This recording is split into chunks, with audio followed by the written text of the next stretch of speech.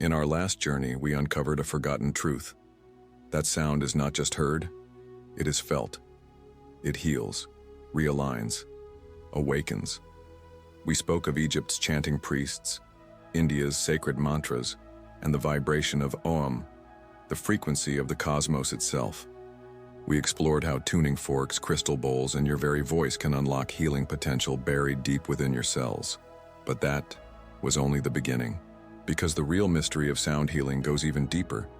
What if I told you that sound doesn't just restore your body, it reshapes your reality? That certain frequencies can access realms of consciousness far beyond your waking mind, and that the ancients weren't just healing wounds, they were opening portals. Modern science now confirms what ancient mystics practiced in secrecy.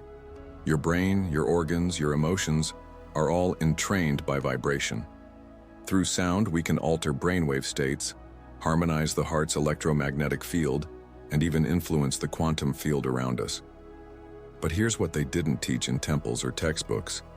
Sound isn't just medicine, it's memory. It's a language your soul never forgot. In this video, we return to the sacred frequency, but this time we go deeper.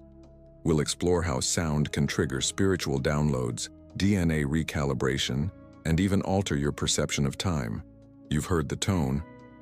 Now it's time to feel the transformation, because sound doesn't just heal what you are, it reveals what you were always meant to be.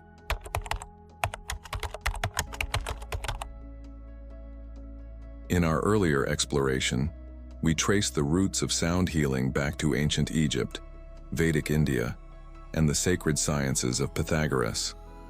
There, sound was not entertainment, it was spiritual surgery. But what if those ancient cultures knew even more than we realized? New research into archaeoacoustics, the study of sound in ancient spaces, reveals that many sacred temples were acoustically engineered. The King's Chamber in the Great Pyramid of Giza resonates precisely at 111 Hz, a frequency now known to synchronize the two hemispheres of the brain, inducing states of deep meditation and cellular regeneration. Coincidence? Or coded healing? In Vedic tradition, mantras weren't just tools for devotion. They were vibrational blueprints, activating specific nadis or energy channels in the body. The syllables were phonetically designed to produce resonance in different organs and chakras. They weren't just prayers, they were frequencies mapped to physiology. And in Tibet, the singing bowl wasn't simply an object of ritual. Monks used it to induce theta brainwaves, a state where visions, healing, and spontaneous insight could occur. It wasn't symbolic, it was neurological engineering. These cultures didn't just believe in the power of sound, they built with it, they healed with it, they ascended with it. What's most fascinating, they never separated spirit from science. To them, sound was a spiritual technology, a bridge between the material and the divine. Today, we isolate the body from the soul, the mind from the spirit. But back then, the chant was the medicine, the echo was the healer, and silence was the final teacher. As we return to these ancient practices, we don't just reclaim old tools, we awaken dormant knowledge.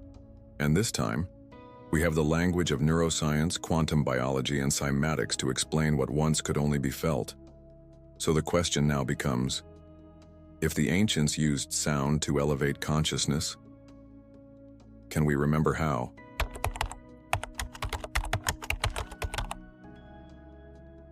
In our previous exploration, we discovered a profound truth, that everything, your organs, your cells, your thoughts, is vibration. And when this symphony falls out of tune, dis-ease emerges. But what exactly happens when sound enters the body? Let us begin with vibroacoustic therapy, a clinical application where low-frequency sound waves are delivered directly through the body via speakers embedded in chairs or beds. Studies show this method reduces pain, improves circulation, and even calms neurological disorders like Parkinson's and fibromyalgia. The vibration penetrates not just the skin, but the nervous system, fascia, and bone marrow. At a deeper level, brainwave entrainment occurs when sound frequencies alter your state of consciousness. Binaural beats, created by delivering slightly different tones to each ear, can synchronize brain hemispheres, shifting your awareness into alpha, theta, or delta states. These states are where deep healing, memory integration, and spiritual insight happen. But here's where science meets mystery.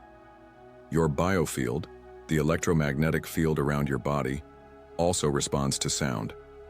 When exposed to coherent frequencies like 432 Hz or 528 Hz, your energy field becomes more ordered. Coherence in the field, coherence in the body.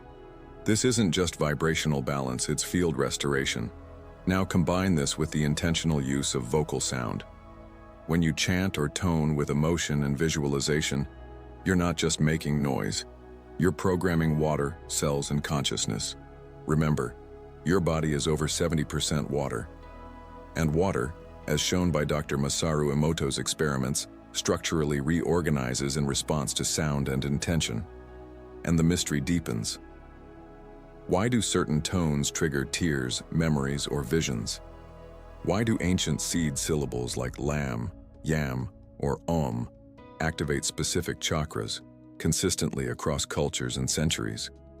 Because sound is not bound by culture. It's universal language, older than thought, deeper than belief. Perhaps the soul doesn't speak in words, but in resonance. And perhaps what we call healing is just the moment we remember our original frequency. So ask yourself, when you hear a sound that moves you, are you just listening? Or are you being reminded?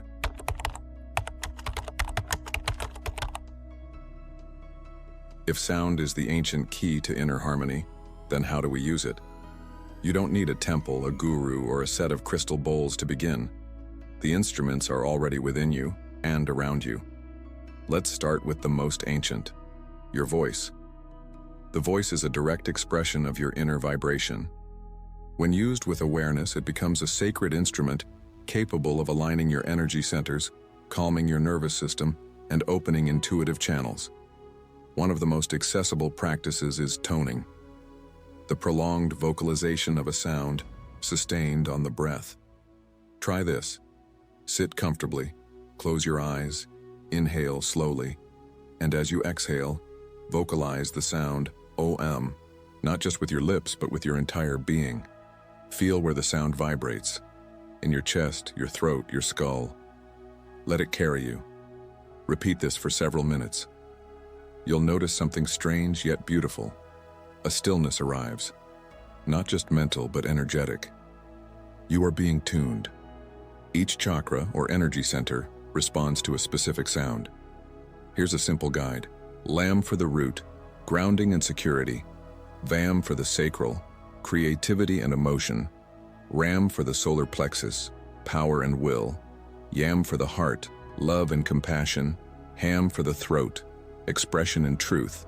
Om for the third eye, intuition and insight. Aum, silence for the crown, unity and transcendence. Chanting these sounds one by one while visualizing each energy center glowing with light creates a resonant cascade of healing. It's not imagination. It's vibration, meeting intention.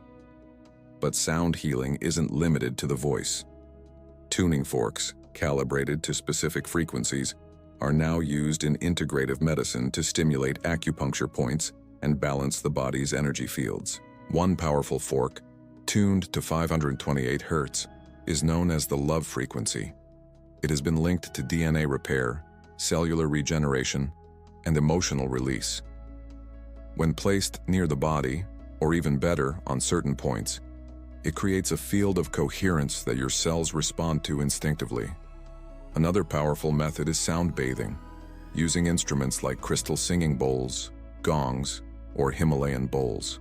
These instruments emit frequencies that wash over your body, releasing energetic blockages. A 30-minute sound bath can bring the nervous system into deep parasympathetic rest, allowing healing to occur naturally, without force. And then, there is listening with intention. Not all music heals, but some does. Gregorian chants, overtone throat singing, and binaural beats can induce altered states of consciousness. Binaural beats in particular use two slightly different frequencies in each ear to create a third frequency in the brain, guiding your brainwaves into alpha, theta, or even delta states. These are the states where intuition sharpens, trauma surfaces, and deep healing begins. But here's the secret. Sound healing works best when combined with silence. It is in the space after the sound that the body absorbs its medicine. Begin small. Choose a sound. Choose an intention. Whether it's releasing anxiety, finding clarity, or reconnecting with your essence. Sound can carry that intention deeper than words ever could. But be warned, the more you use it, the more you may begin to remember who you truly are.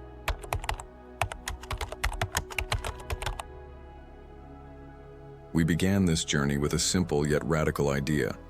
Sound is not entertainment, it is medicine. A force that predates language, predates tools, even predates light. From the sacred chanting halls of Egypt and the whispered syllables of the Vedas, to the cosmic harmonics of Pythagoras and the modern science of cymatics and frequency medicine, one truth remains. Everything is vibration. In our previous exploration, we saw how tones can shape matter, influence water, and calm the nervous system. We learned how chanting ancient syllables like Om or Lam wasn't just spiritual ritual, it was bioenergetic engineering. But today, you've learned something even more vital. This knowledge is not just ancient, it's alive, in you and around you. We've explored the practical ways to integrate sound healing, using your voice as a tuning fork to regulate emotions and balance your energy centers, employing seed syllables to activate chakras and awaken the subtle body, harnessing tools like crystal bowls, tuning forks, and binaural beats to entrain the body into healing states, and most importantly, listening to the silence between the sounds, where the real transformation begins. This is not about becoming a monk or mystic. It's about remembering what your soul already knows. That sound is a bridge, from body to spirit, from trauma to freedom, from confusion to clarity.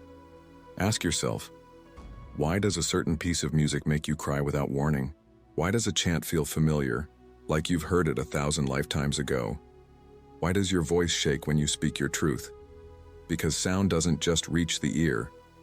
It bypasses the mind and touches memory, cellular, emotional, even ancestral. You are not just hearing sound. You are sound. Your heartbeat is a drum. Your breath is a wind instrument. Your thoughts, an endless score playing across the cosmic airwaves. So the next time you feel lost, fragmented, or unsure of your path, don't just ask for help. Sing, hum, chant. Listen. Let vibration be your compass. Because the most powerful medicine doesn't always come in bottles, sometimes, and it comes from within. And all it takes is one note, one word, one moment of presence to remember that you are not broken. You are simply waiting to be tuned. May your soul echo in harmony with the sound of the universe. If this resonated, subscribe for more journeys through ancient wisdom, hidden science, and the mystical forces shaping our reality. Until then, stay vibrating.